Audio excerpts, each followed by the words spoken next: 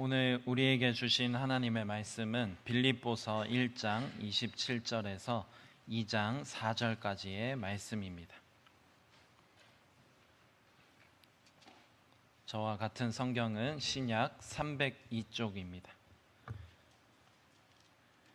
이제 하나님의 말씀을 봉독하겠습니다. 경청하여 주십시오. 여러분은 오로지 그리스도의 복음에 합당하게 생활하십시오. 그리하여 내가 가서 여러분을 만나든지 떠나 있든지 여러분이 한 정신으로 굳게 서서 한 마음으로 복음의 신앙을 위하여 함께 싸우며 또한 어떤 일에서도 대적하는 자들을 두려워하지 않는다는 소식이 나에게 들려오기를 바랍니다. 이것이 그들에게는 멸망의 징조이고 여러분에게는 구원의 징조입니다. 이것은 하나님께서 하시는 일입니다. 하나님께서는 여러분에게 그리스도를 위한 특권, 즉 그리스도를 믿는 것뿐만 아니라 또한 그리스도를 위하여 고난을 받는 특권도 주셨습니다. 여러분은 내가 하는 것과 똑같은 투쟁을 벌이고 있습니다. 여러분은 내가 그렇게 하는 것을 보았으며 내가 그렇게 하는 것을 지금 소문으로 듣습니다. 그러므로 그리스도 안에서 여러분에게 무슨 격려나 사랑의 무슨 위로나 성령의 무슨 교제나 무슨 동정심과 자비가 있거든 여러분은 같은 생각을 품고 같은 사랑을 가지고 뜻을 합하여 한 마음이 되어서 내 기쁨이 넘치게 해 주십시오. 무슨 일을 하든지 경쟁심이나 허영으로 하지 말고 겸손한 마음으로 하고 자기보다 서로 남을 낮게 여기십시오. 또한 여러분은 자기 일만 돌보지 말고 서로 다른 사람들의 일도 돌보아 주십시오. 아멘. 사도 바울과 빌립보 교회는 각별한 관계였습니다. 선교 초기부터 빌립보 교인들은 바울의 쓸 것을 공급했고 바울 역시 그것을 기쁘게 받으면서 감사하는 말을 여러분이 빌립보서 후반부에 가면 발견할 수 있을 겁니다. 그리고 오늘 본문 앞에서 즉 빌립보서 1장 초기에 보면 바울이 빌립보 교인들을 얼마나 사랑하고 그리워했는지 곳곳에서 이야기를 합니다. 여러분은 기도할 때 누가 주로 떠오릅니까? 사도 바울은 빌립보서 1장 3절에서 이렇게 말합니다. 나는 여러분을 생각할 때마다 나의 하나님께 감사합니다.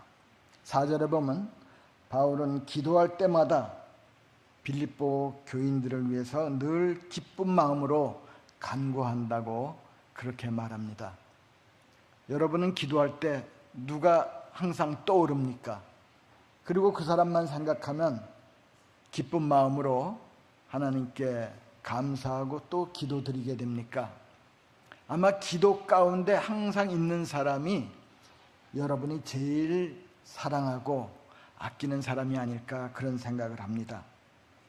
8절에서는 바울이 이렇게 말합니다. 내가 그리스도 예수의 심정으로 여러분 모두를 얼마나 그리워하고 있는지 하나님께서 증언해 주십니다. 이만큼 바울은 빌립보 교회 교인들을 사랑하고 아끼고 그리워하며 살았습니다. 그런데 지금 바울 선생님은 로마 감옥에 있습니다. 그래서 아무리 그리워도 갈 수가 없는 형편이기 때문에 이 빌립보서 편지를 쓴 것입니다. 이렇게 인사를 하고 쭉 나온 다음에 오늘 본문 27절에서 사도 바울은 빌립보 교인들이 꼭 알았으면 좋겠다고 생각하는 메시지를 전합니다. 그게 뭐죠? 여러분은 오로지 그리스도의 복음에 합당하게 생활하십시오. 우리 대학교의 교우 여러분, 그리스도의 복음에 합당하게 생활한다는 게 어떻게 사는 것입니까? 이 질문에 답을 하려면 먼저 알아야 할 게 있죠. 그것은 복음이 무엇인지 알아야 복음에 합당하게 생활할 거 아닙니까? 복음이 뭡니까? 뭐 교회에서 수시로 듣는 단어가 복음이지만, 그리고 말도 하지만 정작 복음이 무엇입니까? 이렇게 물으면은 뭐 어떻게 딱 부러지게 대답하기가 곤란합니다. 뭐 흔히 교회에서 복음이라고 하면 예수 믿으면 천당 간다는 그 메시지가 복음 아닙니까? 이렇게 생각을 합니다. 뭐 틀린 건 아니죠. 어떤 사람은 선행이 아니라 믿음으로, 우리의 인간적인 노력이 아니라 하나님의 은혜로 구원받는다는 것이 복음이라고 또 생각을 합니다. 어떤 분은 어렸을 때부터 외워온 성경 구절을 대면서 이게 바로 복음 아닙니까? 그렇게 말합니다. 어떤 구절 같습니까?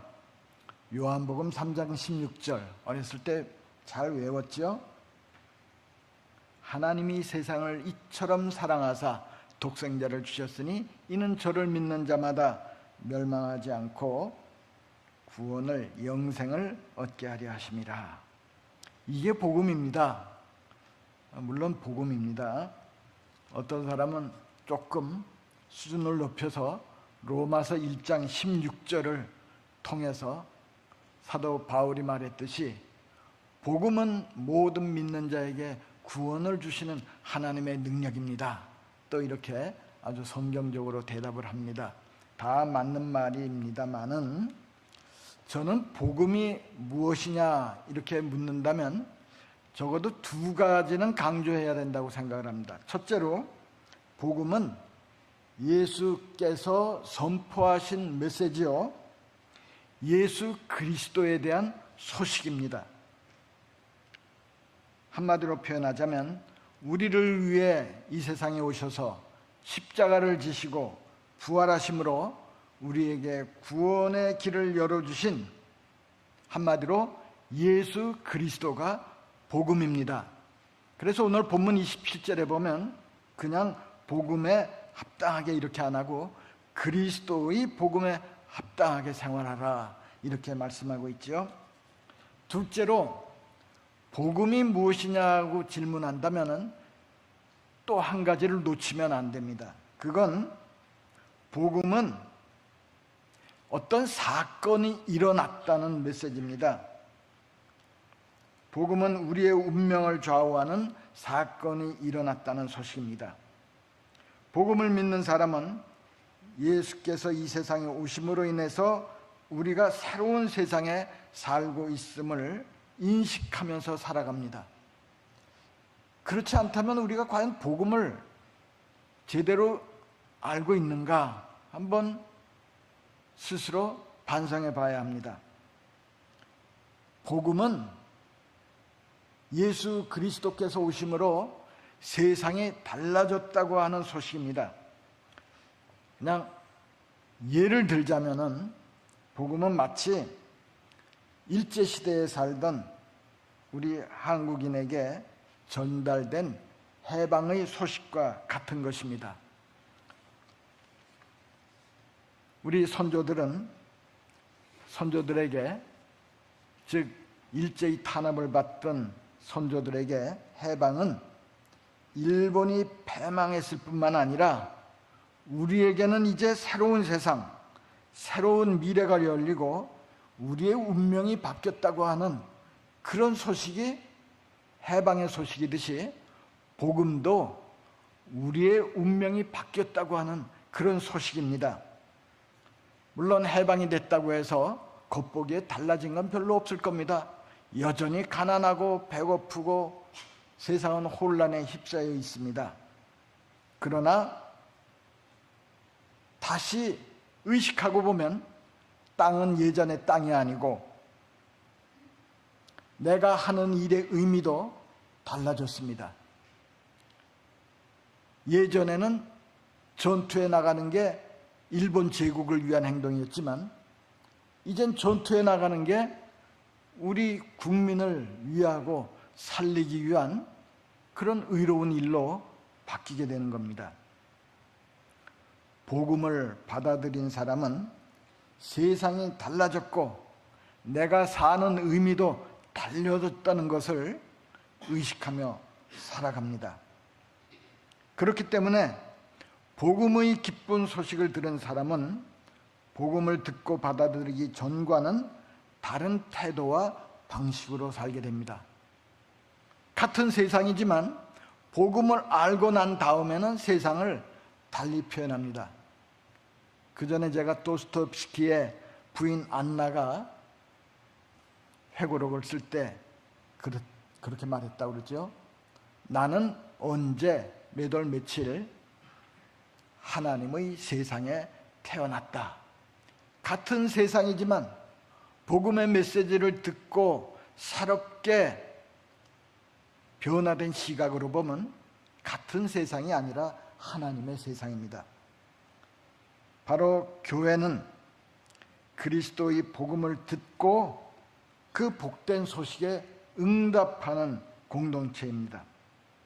만약 복음의 소식이 없었다면 교회도 없고 복음이 아니었으면 우리도 구태여 이 자리에 이렇게 나와 앉아 있지 않게 되었을 것입니다. 그러니까 교회는 그냥 좋은 말씀 듣고 사귀려고 모인 종교단체가 아닙니다.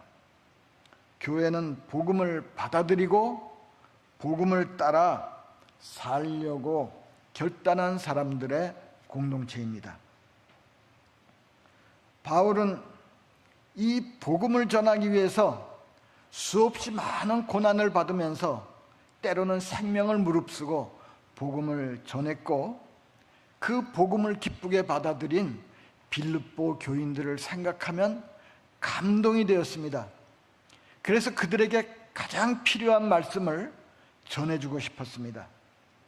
그게 아까 말씀드린 빌립보서 1장 27절입니다. 오로지 그리스도의 복음에 합당하게 생활하십시오. 다른 주석들에 보니까 이걸 여러 말로 표현했습니다.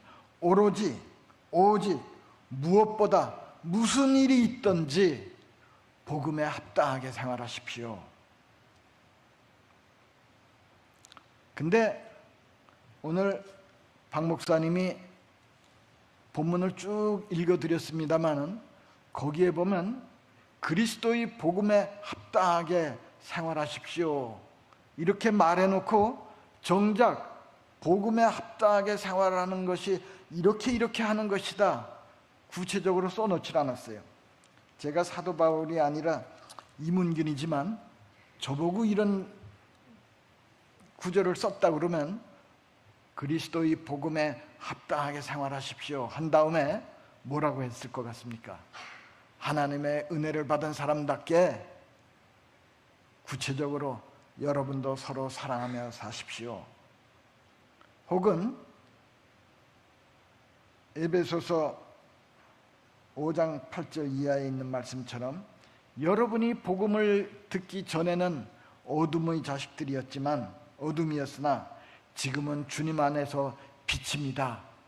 그러므로 여러분은 복음에 합당하게 선하고 의롭고 진실하게 사십시오.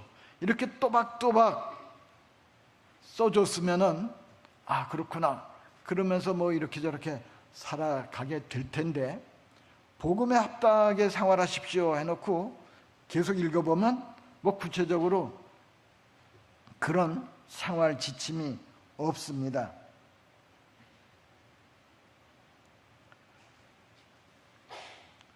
그래서 저는 이거 좀 뭔가 빠진 게 아닌가 싶어서 다른 사람이 써놓은 주석을 이것저것 찾아봤습니다. 그걸 보면서 스스로 느꼈다고 그럴까 깨달았다. 합당하게 생활하십시오 라고 번역을 했는데 이 번역이 뭐 틀린 건 아니지만 바울의 마음을 그러니까 번역은 그냥 문자 그대로 바꾸는 게 아니라 저자의 마음과 생각을 잘 표현해내야 되는데 그러지를 못하고 그냥 문자적으로 번역을 해놓은 것 같아요.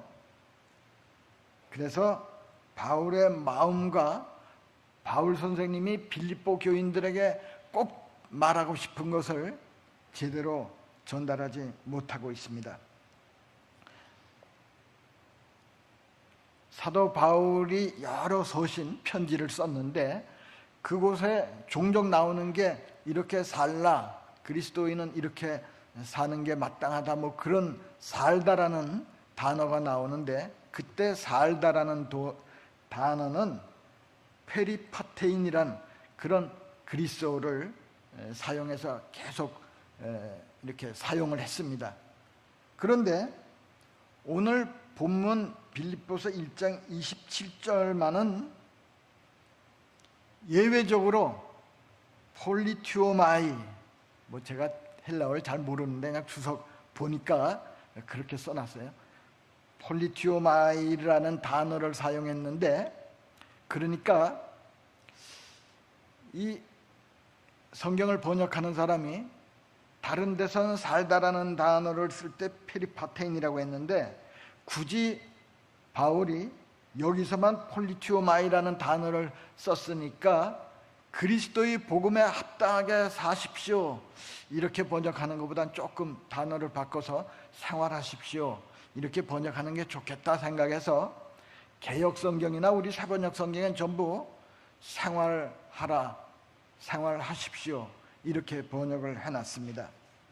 그런데 폴리튜오마이라는 이 그리스어는 그 말을 해서 어떤 단어가 이렇게 활용되었냐면, 폴리튜오마이는 여러분 그리스의 도시국가를 폴리스라고 하지 않습니까? 이 폴리스라는 단어를 바탕으로 만들어진 단어입니다. 그 단어를 일부러 끄집어내 갖고 사도 바울은 빌립보 교인들에게 말하고 싶은 것을, 그 뜻을 담았습니다.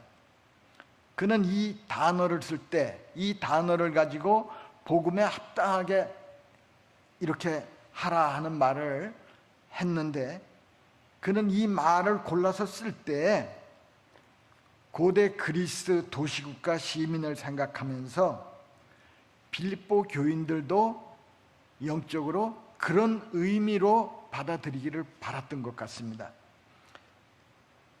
뭐 이건 역사 시간이 아니지만 고대 그리스에서 폴리스는 단순히 살아가는 장소가 아닙니다. 폴리스는 최고의 삶을 추구하는 공동체를 가리킵니다. 그래서 그 도시에 속한 시민은 자기가 원하고 좋아하는 대로 자기 멋대로 사는 게 아니라 공동체의 발전을 위해서, 도시국가에 기여하기 위해서 자신의 능력과 자질을 개발하며 살아가야 된다는 의식을 갖고 시민들은 살았다는 겁니다. 즉, 시민으로 산다는 것은 자기가 속한 도시국가의 발전을 위해서 서로 기여하고 서로에게 힘이 되려고 하는 것이 당시 폴리스에 거주하는 시민의 기본 자세였다는 것입니다. 그래서 바울은 고대 폴리스에 사는 시민들의 자세를 생각하면서 그 단어를 활용하여 빌립보 교인들에게 복음에 합당하게 폴리투오마이 하라, 이렇게 얘기를 했던 겁니다. 좀 말이 복잡하고 뭐 무슨 소린지 이해가 잘 안 될지 모르겠는데요.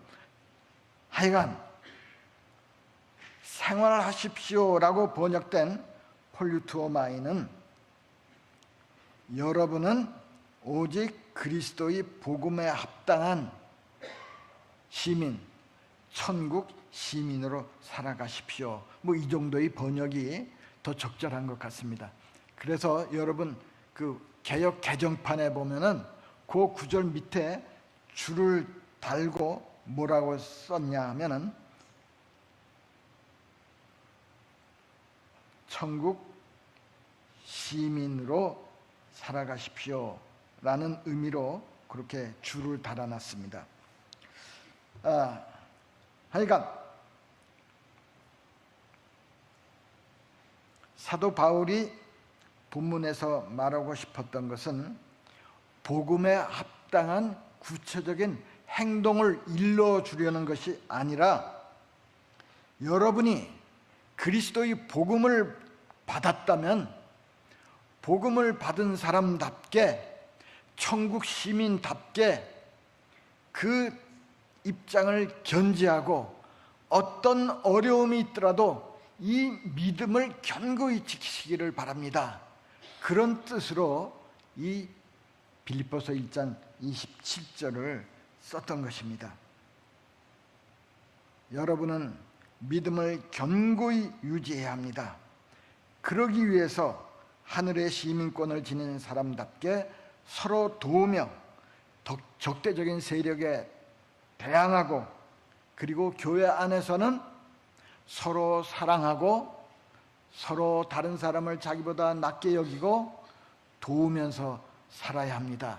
이 천국 백성의 태도와 신분을 끝까지 유지하고 잘 지켜나가십시오. 이런 뜻이 빌립보서 1장 27절에 담겨 있는 것입니다. 바울은 빌립보 교인들이 구주 예수 그리스도를 믿음으로 하나님 나라의 백성이 됐다는 것을 확신하고 끝까지 그 믿음을 견지하기를 바라서 이렇게 권면했습니다. 마치 도시국가의 시민이 적군에 맞서서 폴리스를 방어하기 위해서 목숨을 걸고 싸우듯이 빌립보 교인들 역시 믿음을 해치려는 세력의 공격에 맞서서 복음의 신앙을 위하여 다른 동료 신자들과 함께 끝까지 투쟁하라는 그런 뜻을 전했습니다. 그리고 우리가 이 본문을 쭉 읽다 보면 말입니다. 29절에 특별히 그걸 발견할 수 있는데요. 고대 그리스인이나 로마인들에게 있어서 폴리스 시민으로 산다는 것은 권리, 특권과 함께 의무임을 이 폴리스 시민들은 깊이 의식하면서 시민 노릇을 했다고 하는데, 바울 역시 빌립보 교인들이 그런 사람이 되기를 원했습니다. 예수 그리스도를 믿는 것은 우리 신자들에게 주어진 특권이요 권리인 동시에 이 믿음을 지키기 위해서 고난을 받는 것도 동시에 의무이고 특권임을 잊지 말라는 것입니다. 그래서 본문 29절에서 바울은 복음에 합당하게 생활하는 것이 어떤 것인지 말하면서 빌립보 교인들에게 여러분에게 하나님께서는 그리스도를 믿는 특권을 주셨을 뿐만 아니라 그리스도를 위해서 고난받는 특권도 주셨다는 것을 잊으면 안 됩니다. 이렇게 말하고 있습니다. 저는 이 구절을 읽으면서 참 많이 자책했습니다. 우리는 예수 믿음으로써 누릴 수 있는 평화와 갖가지 하나님이 주시는 복은 좋아하면서 그리스도와 함께 고난받는 것도 특권이라고 하는 사실은 까맣게 잊고 살 때가 얼마나 많습니까? 그런데 초대교회 신자들은 우리 같지 않았습니다. 여러분들이 기억나는지 모르겠지만 사도행전 5장 41절에 보면 사도들이 공회에 불러가서 위협을 받고 아주 곤욕을 치렀습니다. 그런데 나와서 그들이 어떤 반응을 보였는지 사도행전 5장 41절에 이렇게 기록되어 있습니다. 사도들은 예수의 이름 때문에 모욕을 당할 수 있는 자격을 얻게 된 것을 기뻐하며 물러났다. 우리가 신앙을 복음에 합당하게 견지한다는 것은 그리스도를 믿음으로써 누리는 특권과 함께 우리가 그리스도와 함께 고난도 받으려는 각오를 갖고 살 때 우리는 제대로 복음이 무엇인지를 아는 사람이 되는 것입니다. 마치 해방의 기쁨만 누리는 것이 아니라 해방된 조국을 위해서 고난을 받고 생명을 내걸 그런 각오를 갖는 것처럼 우리 그리스도인들도 그런 시민 의식을 가지라고 하는 것이 오늘 본문에서 사도 바울이 빌립보 교인들과 우리들에게 하고 싶은 말씀인 것입니다.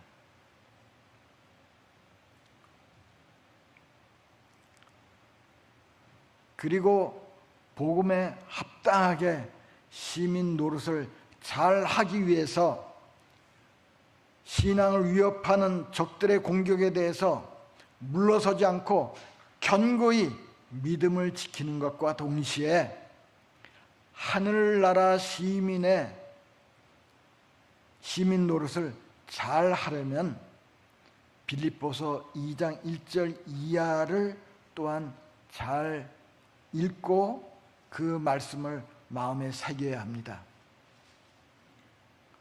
빌립보서 2장 1절 이하에는 뭐라고 기록되어 있습니까? 외적을 대항해서 믿음에 견고히 있을 뿐만 아니라 내부적으로 교인들 상호간에 어떻게 살라고 했습니까? 한마음 한뜻으로 같은 사랑을 가지고 화합하라고 했습니다. 겸손한 마음으로 자기보다 남을 더 좋게 낫게 여기라고 그렇게 당부했습니다.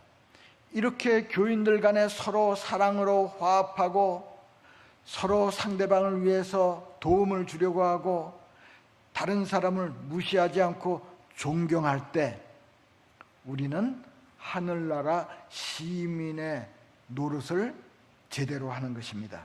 그러니까 우리가 교회 안에서 함부로 말하고 다른 사람에게 상처를 주는 것은 우리가 매우 하늘나라 시민답지 않은 잘못을 저지르고 있는 것입니다. 이걸 우리가 항상 기억했으면 좋겠습니다. 오늘 빌립보서 1장 27절 이하에 나오는 본문 말씀을 듣고 우리 대학교의 교우들은 무엇을 듣고 깨달아야 합니까? 우리는 옛날 빌립보 교인들처럼 초대교회처럼 물리적으로 외부적으로 우리의 신앙 때문에 고난을 받을 염려는 거의 없습니다. 그러나 물리적으로 위험은 당하지 않지만 여전히 우리 사회는 전반적으로 기독교에 대해서 복음에 대해서 적대적인 태도를 보이고 있습니다. 이런 세상에서 그리스도의 복음에 합당하게 처신하는 것은 우리의 시민권이 하늘에 있다고 하는 것을 깊이 인식하면서 믿음을 견고히 지키고 성도 간에 서로 사랑하며 살아가는 것이 중요합니다. 제가 오늘 설교 제목을 그리스도의 복음에 합당하게 이렇게 적었습니다. 여운을 남기는 게 좋은 것 같기도 하지만 뭔가 마무리가 안 된 것 같습니다. 그리스도의 복음에 합당하게 생활하라 그러면 본문 내용 그대로긴 한데 뭔가 바울의 생각하고 조금 다른 것 같고 그래서 생활하라 이렇게 쓰지를 못하고 여운을 남겨놨는데 이제 여러분이 그리스도의 복음에 합당하게 그 다음에 뭐라고 해갖고 문장을 완성시키는 게 제가 여러분에게 설교를 마치면서 드리는 과제입니다. 뭐라고 했으면 좋을까요? 이번 주 내내 생각해 오시기를 바랍니다. 물론 그렇다고 제가 다음 주일에 확인하지는 않을 겁니다만은 그걸 잘 생각하는 게 오늘 설교 들은 그런 어떤 열매라고 생각을 하고 한번 문장을 완성해 보시기를 바랍니다. 하나님의 은혜가 우리 대학교의 교우들 여러분에게 함께 하시기를 빕니다. 기도하십시다. 우리에게 놀라운 은혜를 베풀어 주신 살아계신 하나님 아버지, 우리가 죄 가운데 영원히 멸망할 수밖에 없었는데 하나님께서 예수 그리스도를 이 세상에 보내주시고 우리를 위하여 십자가를 지게 하시고 부활하게 하심으로 우리가 영생의 소망을 가질 뿐만 아니라 이 땅에서 하늘나라의 시민으로 살아갈 수 있게 해주셔서 정말 감사합니다. 우리가 어지러운 이 세상 한가운데서 복음에 입각한 믿음을 견고히 지키게 하여 주시옵소서. 그리고 우리 성도들 간에 서로 사랑하고 돌보면서 우리의 믿음을 더 견고히 지키고 발전시켜 나갈 수 있도록 하나님, 저희들에게 부족한 점을 채워주시고 크신 은혜를 베풀어 주시옵소서. 예수님의 이름으로 기도드리옵나이다. 아멘.